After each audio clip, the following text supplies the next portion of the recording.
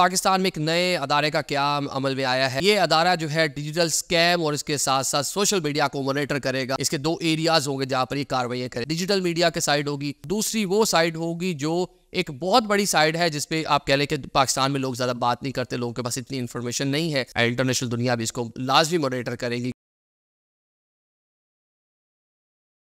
अस्सलाम वालेकुम नाज़रीन, मैं हूं आदिल निज़ामी और आप देख रहे हैं मेरा डिजिटल चैनल।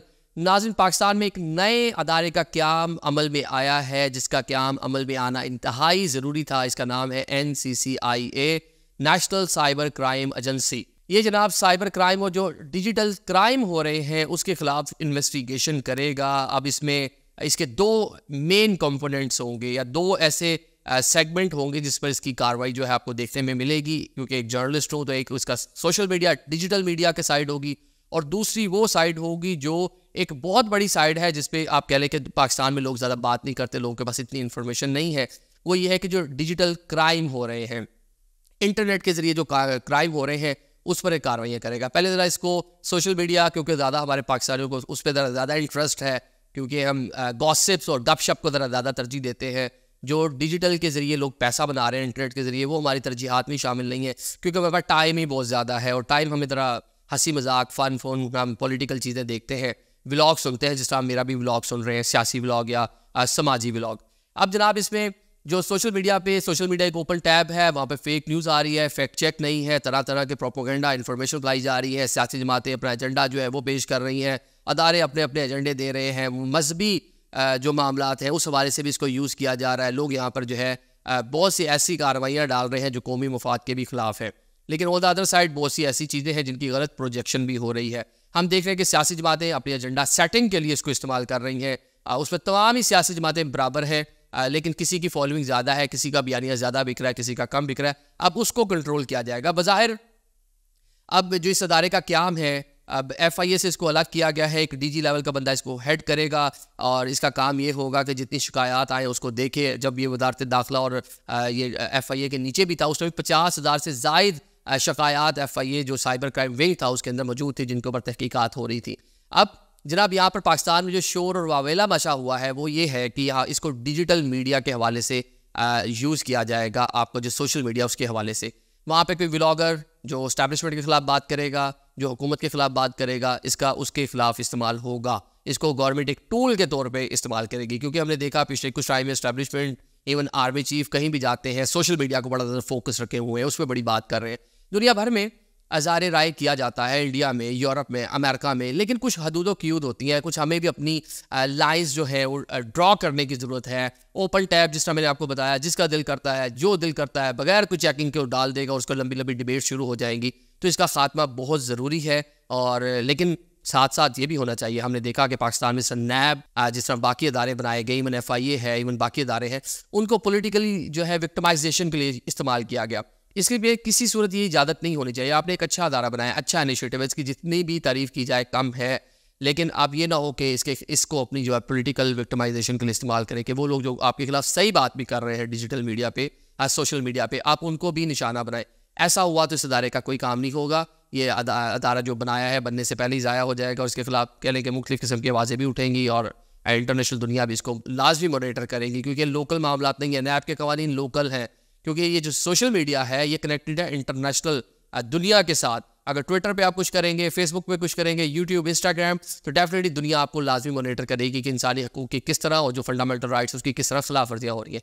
मैंने दोनों साइड बता दी। जो ब्लॉगर है, जो बनाने वाले कंटेंट डाटा बनाने वाले लोग हैं, जो उसको डाल रहे हैं डिजिटल मीडिया पे, वो भी अपनी जिम्मेदारी पूरी करें, गलत चीज़ें ना फैलाएं। लेकिन हुकूमत को भी चाहिए इसको टूल के तौर पर इस्तेमाल ना करें। ये जो इस को पैका एक्ट के तहत जो पूरे मुकदमात उसको सारी चीज़ें चलाई जाएगी, तो ये एक डेंजरस चीज़ भी इसके अंदर डाल दी गई है, जिस पर बहुत ज़्यादा तहफ़्फ़ुज़ात सहाफ़ती कम्युनिटी और जो ब्लॉगर्स या यूट्यूबर्स हैं उनको मौजूद है।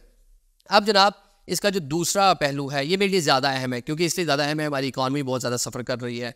हमें डॉलर्स चाहिए। 1-2 अरब डॉलर के लिए हम सऊदीया, UAE, कतर, कभी अमेरिका, कभी IMF, कभी जनाब आलमी बैंक और कभी जनाब एशियाई तरक्याती बैंक, हम उनके पाँव पड़ते हैं कि जी हमें डॉलर चाहिए, उधार दे दें, ये कर दें, वो कर दें, हमारे अकाउंट में कुछ डॉलर रख ही दें।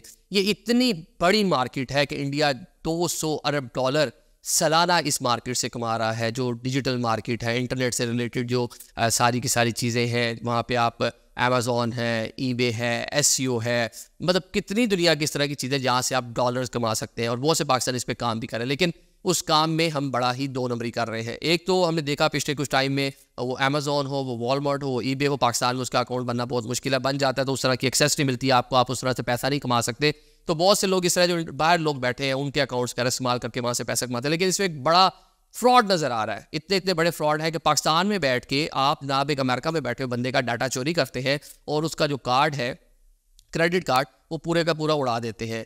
$10,000 है वो उड़ा के खा जाएंगे और पैसे वो आपके अकाउंट में आ जाएंगे, आप उसको इस तरह इस्तेमाल करेंगे। या आप इसी तरह जो इंटरनेशनल प्लेटफॉर्म्स है वहाँ पे अपने फेक अकाउंट्स बनाएंगे, 200 ऑर्डर लेंगे, ऑर्डर के पैसे आपके अकाउंट में आए, आपने क्या किया, उनको फेक ट्रैकिंग दिया, उनके घर में सामान पहुँचेगा नहीं, मंगवाया होगा आईफोन, आ जाएगा ये पेन, और जनाब वो जब वो ट्रैकिंग खोलेगा और अपना जो पार्सल आया होगा तो पीछे से पेन निकलेगा, आपके पैसे आपके अकाउंट में आ चुके हैं और आपने फ्रॉड कर लिया, अकाउंट डिलीट कर दिया। ये इतना बड़ा स्कैम हो रहा है पाकिस्तान से, इसके लिए मतलब पाकिस्तान में कह लें कि क्योंकि हम एज ए नेशन हमारी जो ग्रूमिंग हो चुकी है वो मुर्गी काट के खाने वाली है, अंडे खाने वाली तो है नहीं, तो इसमें जनाब एक बड़ा फ्रॉड हो रहा था। तो इसके लिए इस तरह का एक प्लेटफॉर्म बहुत ज़रूरी था, क्योंकि ये जो 2 नंबर लोग हैं इनको पकड़े गए तो ये 1 नंबर लोग जो उनका काम बेहतर चलेगा और मजीद लोग भी इसमें आएंगे। और हमने देखा इसमें अमेज़ॉन है, ईबे है, इवन अभी टिकटॉक और मार्केट प्लेस उन्होंने बना दी, फेसबुक की मार्केट प्लेस है।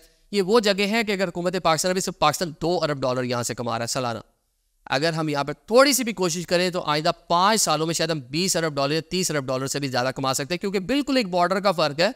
किसी भी साइड चले जाए, इधर पिंडी बैठे कश्मीर से क्रॉस कर जाए, इधर से आ जाए जनाब आप पंजाब से क्रॉस कर जाए, तो ये आपका हमसाया मुल्क जो है भारत, वो $200 अरब इसी से कमा रहा है। यूरोप अमेरिका आज उन पर डिपेंडेंट है इस पूरी चीज़ों से, क्योंकि हमारे पास मैन फोर्स है, नौजवान है, पढ़े लिखे नौजवान है, लेबर है, सस्ती लेबर है, वो आप कह लें कि कॉल सेंटर की मद में हो और 25 तरह की चीज़ों से इंटरनेट के साथ जो कारोबार है वो किए जा रहे हैं, पैसा कमाया जा रहा है। इसके साथ साथ हमने देखा लोकल फ्रॉड जो है वो बहुत ज़्यादा है। आप लोकल वेबसाइट बनी है, वहाँ से एक सूट ऑर्डर करते हैं, वो सूट जनाब आपको तस्वीर में बहुत अच्छा दिखाया गया होगा। मैं खुद भी इस तरह के फ्रॉड का विक्टिम हूँ कि एक बहुत अच्छी जैकेट मुझे नजर आई 7-8 हज़ार की, मैंने उसको ऑर्डर किया और जब वो आया तो वो आप पारा से मिलने वाला एक 300 रुपये का अपर उसने मुझे भेज दिया था, वो फिर घर में टाके लगाने के काम आया या गाड़ी साफ करने का काम आया। तो इस तरह के बहुत सारे फ्रॉड हो रहे हैं, तो उसकी रोकथाम के लिए ज़रूरी है। और साथ साथ आप एक और फ्रॉड भी देखते हैं, आपका इनाम निकल आया है या आप फलाने जनाब गेम शो का हिस्सा बनने जा रहे हैं, बेनज़ीर इनकम फंड प्रोग्राम से आपको इतने हज़ार रुपये आ गए हैं, इस नंबर पर कॉल करें, कोड भेजिए, फला करें, मासूम सादा लोग लुट जाते हैं। तो ये उनके खिलाफ भी जो पूरे मामला है, इस तरह के जो चोर हैं, जो स्कैम करने वाले हैं, जो इस पूरे घनौने कारोबार से मुंसलिक है, धंधे से मुंसलिक है, इनके खिलाफ भी कार्रवाई होनी चाहिए। तो एक खुशाइंदा ये अदारा बनना चाहिए था, क्योंकि अगर हमने आलमी सतह पर तरक्की करनी है, ग्रो करना है, तो ऐसे अदारे की बहुत ज़रूरत थी। इसको बिल्कुल अमेरिका और यूरोप की तर्ज पर ही बनाया गया है। वैसे हम अदारे तो बनाते हैं इस तरह इसी तर्ज पर, लेकिन फिर काम जो है उसका 2 नंबर हो जाता है। तो इस पर 2 नंबर काम नहीं होना चाहिए। यही रिक्वेस्ट है हुकूमत से कि अगर एक अच्छा अदारा आप बना रहे हैं तो उसको अच्छे पर्पज़ के लिए इस्तेमाल कीजिएगा, सहाफ़ियों के लिए या आपके खिलाफ जो बोलने वाले लोग हैं, जो वॉइस है आपके खिलाफ, आपकी गलत पॉलिसीज़ के ऊपर, जो इख्लाफ़ी राय रखते हैं आपसे, जब आप कोई गलती करेंगे तो बोलेंगे। अगर गंदों का बहरान पैदा होगा आपके खिलाफ लोग बात करेंगे, अगर इलेक्शन चोरी होगा लोग आपके खिलाफ बात करेंगे, अगर आप जनाब ह्यूमन राइट्स की खिलाफ वर्जी करेंगे लोग आपके खिलाफ बात करेंगे, अगर आप प्रोटोकॉल लेंगे, अगर आप ख़ानदानी सियासत करेंगे, अपने घर में सारे ओहदे बांट लेंगे और फिर अपनी मर्सिडीज़ BMW गाड़ियों के लिए करोड़ रुपए के फ़र्ज लेंगे, हेलीकॉप्टर पे खाने लेके जाएंगे, तो डेफिनेटली लोग आपके खिलाफ बात करेंगे। ऑन द अदर साइड अगर आप एक सियासी जमात के लीडर है और अदारों के खिलाफ बात करते रहेंगे, आप अपने वर्कर को इश्तियाज़ लाएंगे, तो डेफिनेटली दूसरी साइड आपके खिलाफ बात करेगी। तो ये जनाब इसके इस तरह का गलत यूज़ नहीं होना चाहिए। एक अच्छा अदारा है NCCIA, तो ये बन गया है, तो होप सो कि अच्छा काम करेगा। Thank you so much.